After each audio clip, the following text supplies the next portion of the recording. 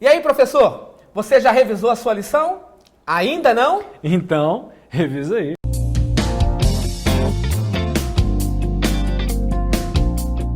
Ok, que bom tê-los conosco novamente, né? Que bom. É uma alegria saber que você, professor, tem nos acompanhado, mas é necessário também, pastor Bruno, que o professor deixe aí o seu like, que ele faça a inscrição no canal da associação, porque quanto mais pessoas curtirem, né, deixar o seu joinha, o seu like, o YouTube entende que é importante, né? E ele mesmo ajuda aí compartilhando essa mensagem. Um outro detalhe, esse programa ele fica gravado aí no canal da associação. Então você pode assisti-lo em tempo real, na hora da estreia. Um pouquinho depois. Um pouco depois, sábado pela manhã.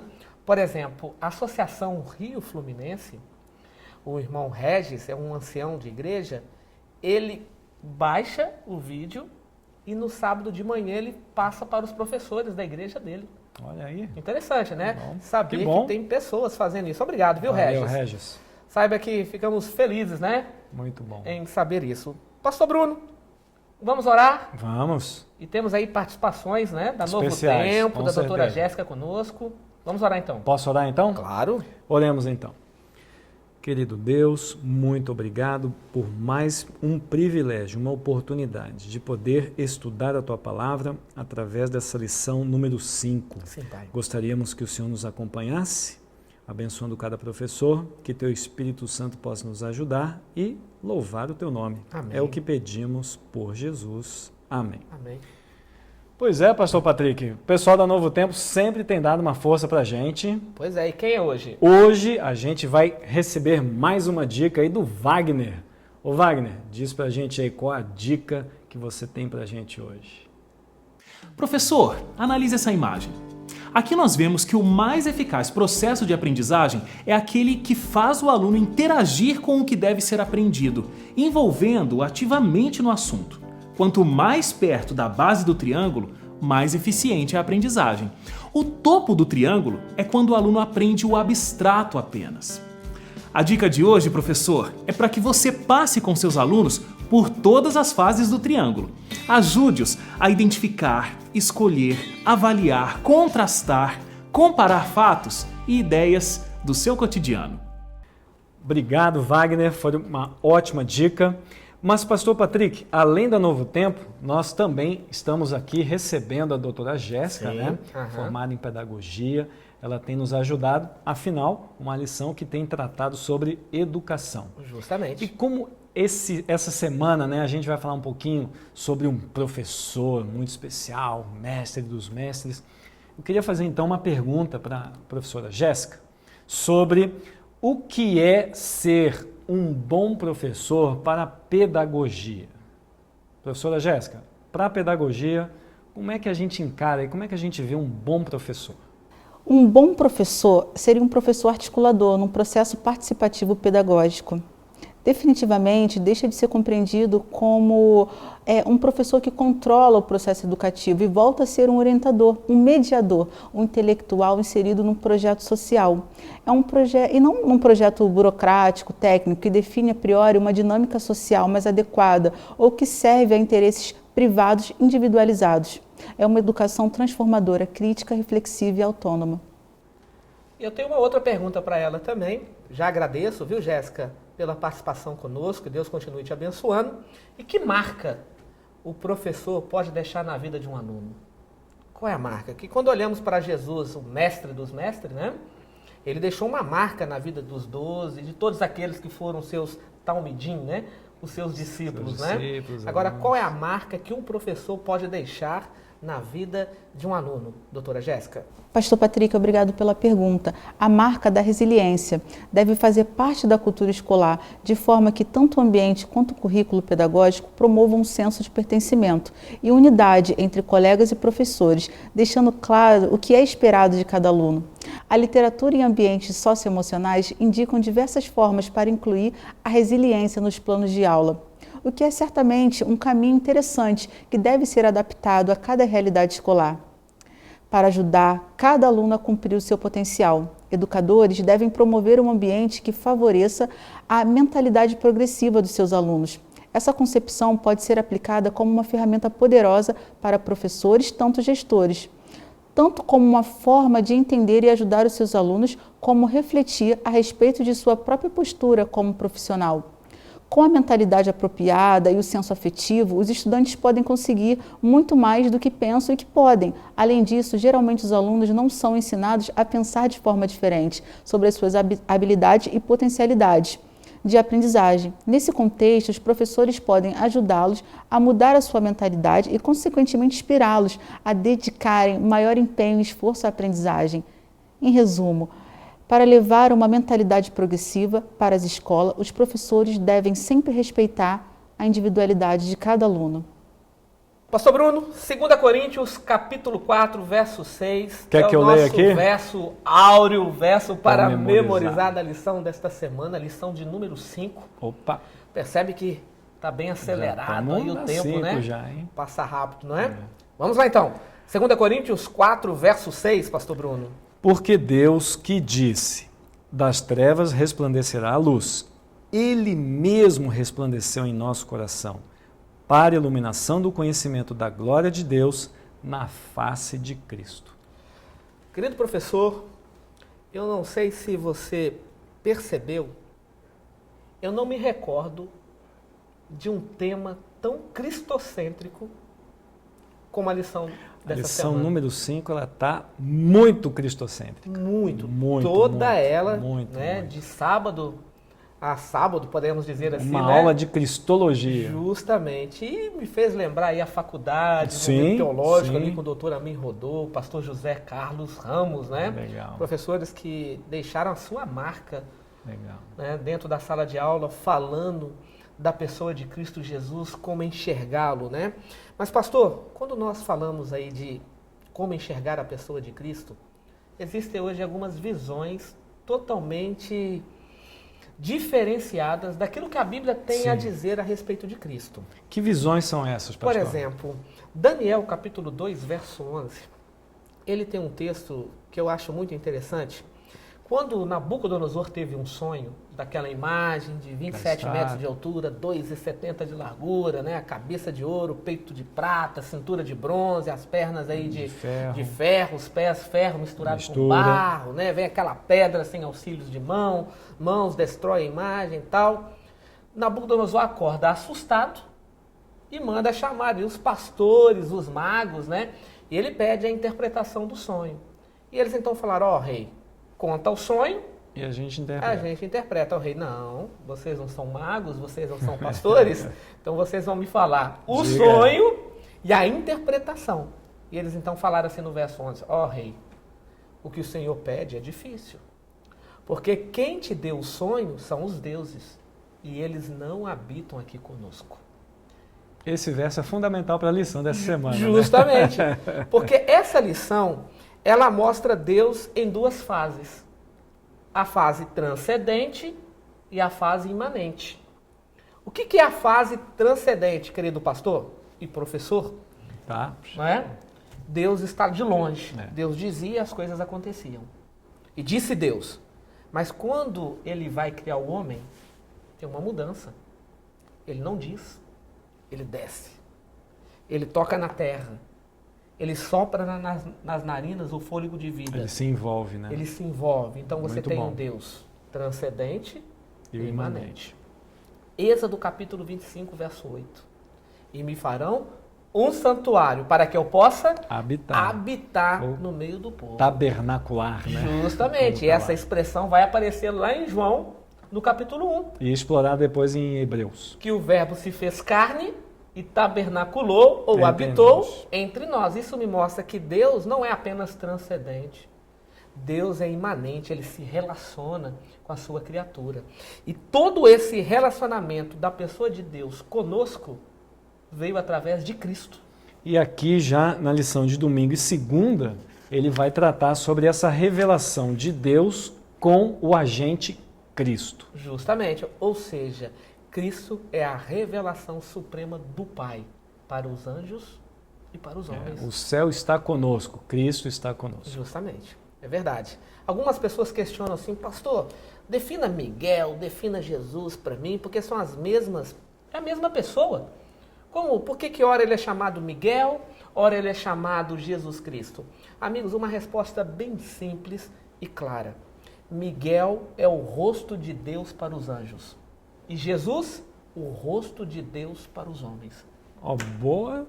Essa aí dá para usar, hein? Foi boa essa aí. Né? Você Muito tem a boa. revelação suprema do Pai, através de Cristo Jesus, que é tão divino quanto o Pai. Então, essa é a primeira parte da lição, viu, professor? A revelação através de Jesus. Então, primeiro tópico da lição, você já pode trabalhar aí com domingo e segunda. Justamente, que é essa parte 1 e revelação. parte 2. Exatamente. A lição de domingo eu gostei muito quando ele vai abrindo, né, com Hebreus capítulo 1. Vai falar que a grande revelação do Pai é Jesus. Você pode trabalhar isso.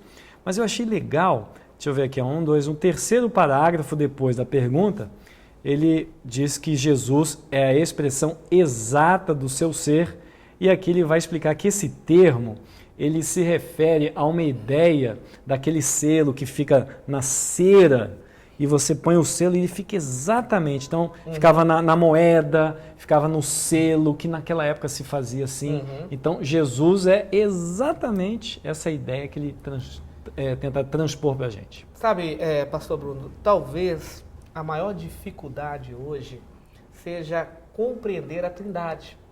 Essa é uma questão, alguns imaginam que Deus é maior, aí depois vem Jesus e depois vem o pobre coitado do Espírito Santo, né? Então, bem menorzinhos. Mas essa é uma linguagem de Deus falando conosco. É Deus tentando trabalhar na nossa mente essa questão. Porque, na realidade, se você pedir para Deus, você pedir para o ser humano, defina Deus para mim. Nossa. Você vai colocar atributos. Você vai dizer que Ele é amor, que Ele é criador, que Ele é redentor, que Ele é salvador. Isso são atributos. Mas defina Deus sem atributos. Já parou para pensar nisso? Aí você teria que ter um relacionamento para dizer, ele é amigo, é paciente, é bondoso. Justamente. Ele me aceita do jeito que eu sou. Aí eu estaria colocando adjetivos. Né? E aqui, exatamente. E isso pode refletir uma distorção do meu conceito, porque muitas vezes o conceito de Deus para algumas pessoas é que ele é muito durão. Justamente. E tal, ele vai dizer que Deus é mau. Então, assim, para ficar bem claro, o nome Deus é o nome de uma instituição de 3 pessoas. Pai, Filho e Espírito não são 3 deuses. É um. Isso aqui a gente pode até dizer, né, que às vezes eu gosto de trabalhar com as pessoas assim. O nome Trindade pode ser trabalhado com o nome Unidade. Então, por quê? Porque é isso que o pastor Patrick está falando. Se Deus, ele representa uma unidade, e isso está além da nossa mente, graças a Deus está além da nossa mente, porque nenhum ser humano consegue explicar Deus, anota aí, hein? Nenhum. Então, a palavra unidade, ela se aproxima um pouquinho mais da nossa percepção do adjetivo, do relacionamento, de quem Deus é pra gente. Justamente. Parte 1. Beleza. Dentro da parte 1, pastor, para a gente virar a página aqui para a parte 2, não se esqueça que quando nós falamos que Ele é a revelação suprema do Pai, ora como Miguel, ora como Jesus, ora como anjo do Senhor, né? Ali a expressão, letra maiúscula. Você tem teofania. O que é teofania? Deus como uma nuvem durante o dia. Ellen White é bem clara em dizer no livro Evangelismo, na página 600 adiante, que foi Ele que escreveu os 10 mandamentos. Cristo. Que foi Ele que guiava o povo durante o dia, como a nuvem, durante a noite, como aquela bola de fogo. E essas são chamadas de teofania. Ele se revelando através de algo. Na sarça ardente, com Moisés, ele ouviu a voz de Cristo. Não é do Pai. Tudo que eu e você sabemos do Pai foi revelado por Cristo. Sabe o que é interessante? Tudo que eu e você sabemos de Cristo foi revelado pelo Espírito Santo. Olha que interessante, né? Então, essa é uma unidade, eles trabalham justamente incrivelmente. Então, nós precisamos entender melhor aí a questão da Trindade. É claro que a lição trabalhou com o agente criador dela, que é Cristo, ok? Parte 1. Pastor Bruno, parte 2 da lição, né? A pergunta de Filipe. Jesus está ali, ó, não se turbe o vosso coração, né? Credes em Deus, credes também em mim. Ele já está ali preparando o coração dos discípulos para a despedida. Essa parte eu achei fantástica, o modo como os autores trabalharam com essa pergunta de Filipe. Muito boa. Você está trabalhando ali na questão número 4, Isso mais aí, ou menos. Justamente. E aí, Filipe, entendendo ali que Cristo estaria se separando deles, né, e tal, Filipe, Senhor, mostra-nos o Pai e basta. Está resolvido. E aí a lição foi muito feliz, né? Em dizer que a gente critica facilmente Filipe, porque andou um tempo todo com ele, viu ele dando risada, se relacionando, né? Comendo, lanchando com ele.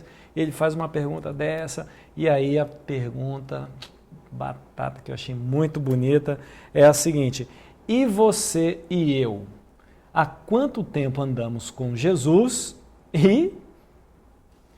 Pastor, a gente quer explicar o que é isso, o que é aquilo, a gente não sabe. E fica assim, sabe, criticando os outros. A gente é tipo um Filipe moderno. Sabe o que eu fico imaginando? Quando eu leio em João capítulo 14 a resposta de Cristo, Filipe, há tanto tempo eu estou contigo e você me pede para ver a face do meu Pai? Olhando para mim, você já vê o Pai.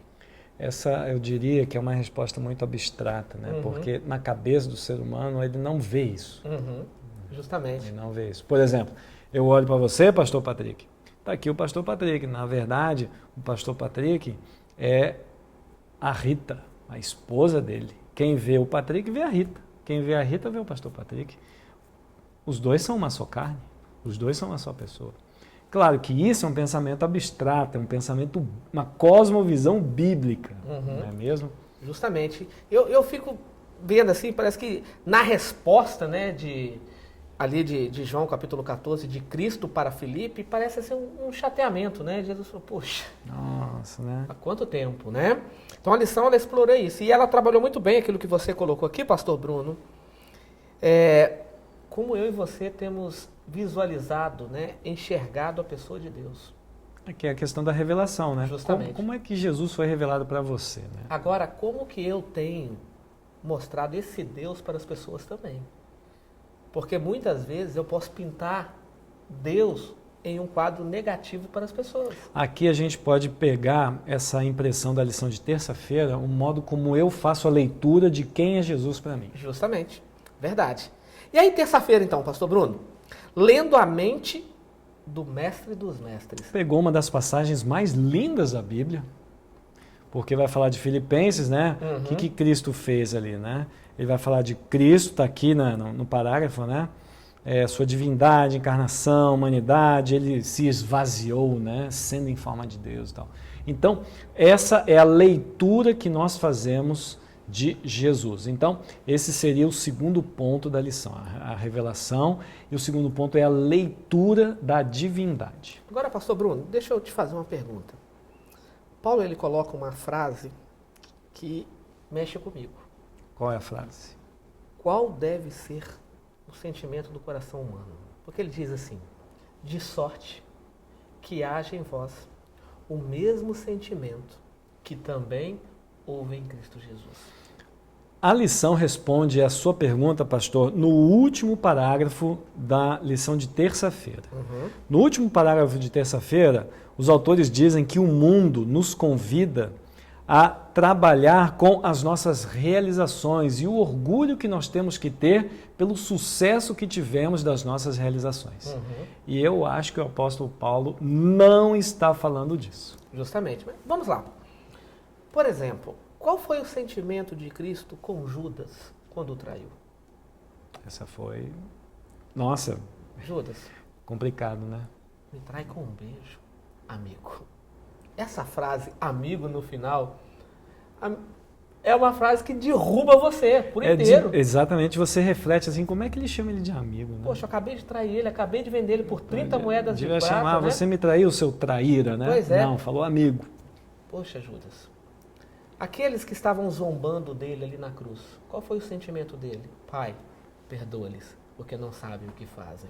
Aqui, pastor Patrick, eu vejo a grandeza do caráter, né? Que muitas vezes a gente tem dificuldade de ver hoje em dia, mas Jesus tem. A mulher adúltera, cadê aqueles que te condenavam? Queriam te apedrejar e tal. Ninguém. eu posso, mas eu não faço. Vá, não peques mais, né? Então você percebe que, olha o olhar dele, aí Paulo fala assim, de sorte que haja no pastor Bruno, de sorte que haja no pastor Patrick, de sorte que haja em você, professor, o mesmo sentimento que houve também em Cristo Jesus. Isso é muito profundo, pastor. Isso é muito profundo. Porque Levítico, Êxodo, Isaías, Hebreus, eles tentam mostrar para a gente a santidade de Deus e o convite que Deus faz, né? Sede santos, como eu sou santo. E aqui, essa questão de santidade é impressionante. Eu estava vendo um programa na Netflix que falava sobre julgamentos que aconteciam lá nos Estados Unidos e algumas curiosidades, né? E um rapaz foi assassinado, prenderam o assassino e no julgamento o pai da vítima diz que publicamente que perdoava o assassino. Olha, eu estou triste porque meu filho morreu, mas eu sei que você é jovem e você tem ainda muita vida para viver, eu perdoo você. E aí vem trabalhando, né? O documentário ali foi trabalhando. E eu fiquei pensando exatamente nisso. Falei, gente, será que eu teria essa grandeza de dizer isso para o assassino do meu filho? É muito difícil. De sorte que haja em vós o mesmo sentimento, né? É um texto profundo. Muito profundo. E aí, muito. Quarta-feira, pastor, eu creio que a palavra-chave, além do mestre, é reconciliação. Esse verso aqui a gente até já pregou sobre isso, né? Já pastor pregamos Patrick? Isso aqui é lindíssimo. Várias vezes, né? Muito bom. Agora, sabe o que é interessante? Alguém me perguntou assim, quando você olha para a cruz, o que você vê? Você. Não me venha com conceitos teológicos, não me venha aí com a visão adventista do sétimo dia. A pessoa foi falando dos pontos dela, né? Quero que você, pastor Patrick, olhou para a cruz, o que você vê? Pessoal. Falei, amigo, a palavra-chave é reconciliação. Ele, vem você com teologia. Eu falei, não, amigo, eu não consigo ver uma outra coisa senão reconciliação. Então me explica. Eu falei, olha só, da cabeça aos pés da cruz, Jesus uniu Deus com o homem. Ele reconciliou Deus com o homem. De um braço a outro braço, ele reconciliou o homem com o homem novamente. Esse é o plano redentor, né? A reconciliação. E Paulo, ele fala isso na sua segunda carta aos Coríntios, capítulo 5, verso 18. Eu gostaria, pastor Bruno, que você pudesse ler esse verso. Vamos lá. Ele é um verso extra lição, professor. Vamos lá. 2 Coríntios, capítulo 5, verso 18. Ele vem falando aí o que Cristo fez por nós, né? Já achei aqui, pastor. Pode ler, por favor. Ora, tudo provém de Deus, que nos reconciliou consigo mesmo por meio de Cristo e nos deu o ministério da reconciliação. Olha, entende? Esse verso aqui. Então está aí a cruz. Então ele nos reconcilia com o céu, com o Pai e com o homem, né? Pastor, na vida pessoal, a gente tem algum parente para se reconciliar? E como? A gente só deixa para o Natal, né? Pois é. E a lição está falando exatamente isso aqui. Santa Ceia. Você percebe que quando marcamos uma Santa Ceia na igreja, as pessoas não vêm à igreja. Algumas não vêm. Por quê? Eu vou ter que lavar os pés do Bruno, vou ter que pedir perdão. Vou ter que olhar na cara daquela pessoa. Vou ter que olhar nos olhos do Laudemar, vou ter que olhar nos olhos da Jéssica, e eu vou ter que pedir perdão. Não, melhor não ir. Uma vez, pastor Bruno, eu fiz uma Santa Ceia de surpresa na igreja. Ah, é? Combinei apenas com a primeira irmã da igreja, a diaconisa, né? A primeira diaconisa da igreja, né? A líder ali delas. Eu falei, só eu e você. Montamos uma linda mesa e tal, e o ancião chegou. E o ancião olhou e disse assim, pastor, quero conversar com o senhor, em particular. Aí fomos para a sala pastoral, né? Na sala pastoral ele disse assim, pastor, não pode. Santa Ceia tem que ser anunciada para a igreja. Santa Ceia é uma coisa muito solene. Santa Ceia é uma coisa muito santa. A igreja tem que estar preparada. Já estou captando a sua mensagem. Eu disse, ok, querido. Aí eu coloquei a mão no ombro dele, né, e falei assim, querido, o que é mais importante? A Santa Ceia ou a volta de Cristo? Ele é a volta de Cristo. Eu falei, pois é, a volta de Cristo vai ser anunciada amanhã? Não. Eu falei, se você não está pronto para uma simples Santa Ceia, imagina a volta de Cristo. Pastor, Vamos participar da Santa Ceia. Então ele rapidinho Entendeu o recado, né? Amigo, a Santa Ceia é um momento que Deus quer nos reconciliar com os céus e com o próximo. Eu vou perder essa oportunidade? É muito difícil. Não é? E aí você tem um mestre que diz assim como eu fiz, façais vós também, né? Professor, a lição dessa semana ela tem um degrauzinho muito importante.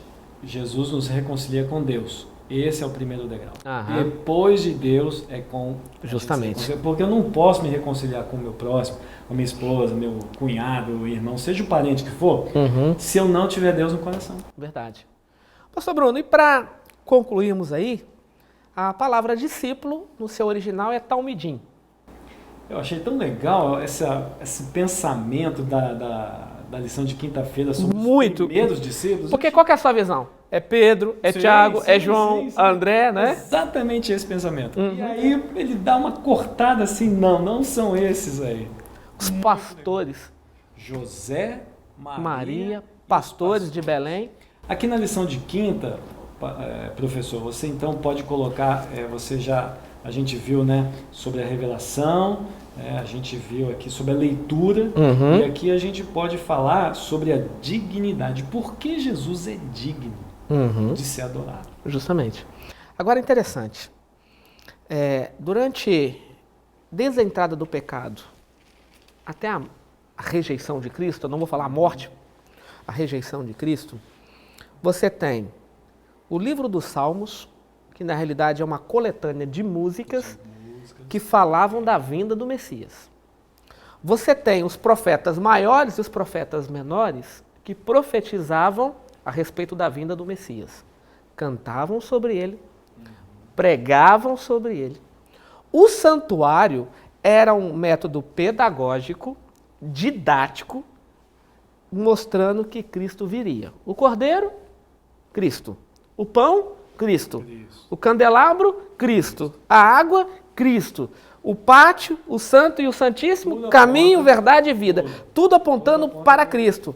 Mas aí, o Evangelho de João diz assim, ele veio para o seu. E os seus não o receberam. Aí você encontra os anjos descendo do céu em pleno nascimento de Cristo. E eles foram ansiosos para Jerusalém.